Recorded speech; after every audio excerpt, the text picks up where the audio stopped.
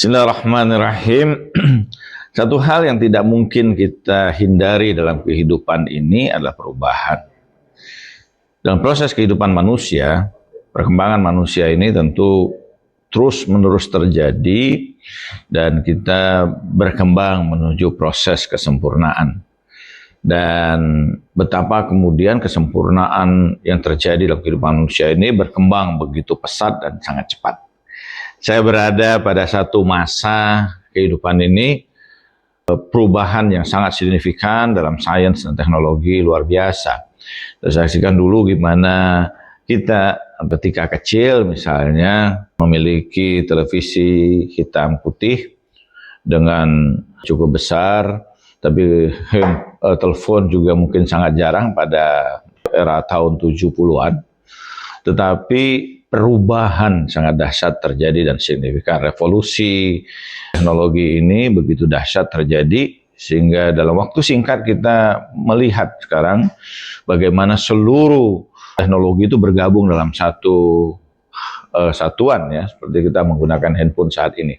Kita di satu sisi dia bisa menjadi alat komunikasi, di sisi lain dia juga menjadi sumber informasi kita, sisi lain juga dia mungkin menjadi televisi ketika menonton dan sebagainya, dan di sisi lain juga kita menyimpan beragam hal yang kita perlukan, sebagaimana kita memiliki alat komputer itu juga berada di handphone kita yang kecil saat ini. Demikian juga dia bisa juga berfungsi sebagai kamera dan sebagainya. Ini menunjukkan bagaimana kemudian perubahan yang sangat dahsyat telah kita lalui. Kita tidak bisa juga membayangkan apa yang terjadi 50 atau 100 tahun yang akan datang, betapa dahsyatnya perubahan yang terjadi. Apa yang bisa kita lakukan? Pertama, bahwa kita harus sadar bahwa perubahan itu adalah hukum alam. Kita tidak bisa kemudian menghalangi perubahan terjadi. Bahwa perubahan ini tentu bawa perkembangan yang baru. Sekarang misalnya kita melihat bagaimana tenaga manusia digantikan kemudian oleh teknologi. Itu menunjukkan pada kita bahwa pekerjaan-pekerjaan tertentu pada satu masa dia tidak akan diperlukan lagi. Jadi karena itu ketika kita mendidik anak-anak kita, kita harus menyiapkan anak-anak kita pada sebuah sistem pendidikan untuk jauh ke depan. Jadi tidak lagi berpikir sebagaimana mungkin keadaan kita dahulu.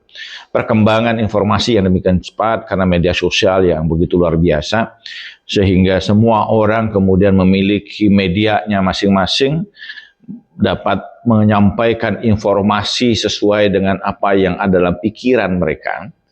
Ini sesuatu yang tidak lagi sulit, ya. Setiap orang bisa menjadi artis dan mengartiskan diri mereka sendiri dengan penggunaan media sosial. Ragam informasi juga begitu luar biasa, ya, terjadi, sehingga ada istilah kemudian post-truth, ya. Post-truth adalah keadaan di mana kita sudah sulit untuk meyakini sesuatu sebagai sebuah kebenaran karena begitu banyak ragam informasi yang kita terima dari beragam perspektif, beragam pandangan dan sebagainya.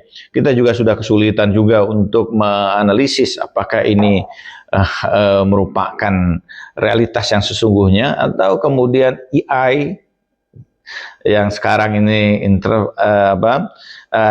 artificial intelligence itu berkembang dahsyat, seakan-akan itu seperti sebuah realitas tersendiri, padahal itu hasil dari AI.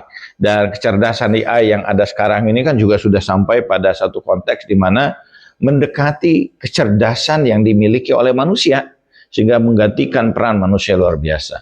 Apa sikap kita yang paling mendasar dalam hal ini?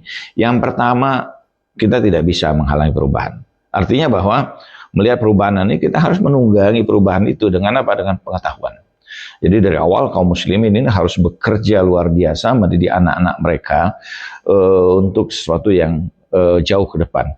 Yang kedua, sikap yang ada ini sebagaimana Al-Quran mengatakan bahwa bersikap selalu dalam konteks konfirmasi, tabayun, ya. Kita tidak boleh menerima informasi begitu saja. Ja'akum fasikun binaba'in fatabayyanu, kata Al-Quran. Kalau datang orang yang fasik Orang fasik ini dalam pengertian yang luas sekarang. Sebagaimana informasi yang ada, kita tidak mengenal siapa dia, latar belakangnya, dan kita tidak bisa menerima pandangannya begitu saja, karena itu perlu konfirmasi. Tabayanu. Tabayanu saat ini tentu dengan men-sharing beragam pengetahuan, mengkonfirmasi dengan beragam informasi-informasi yang lain, dan kita menggunakan akal kita analisis untuk bersikap bijak. Yang ketiga, bahwa kita harus menjadi bagian dari itu.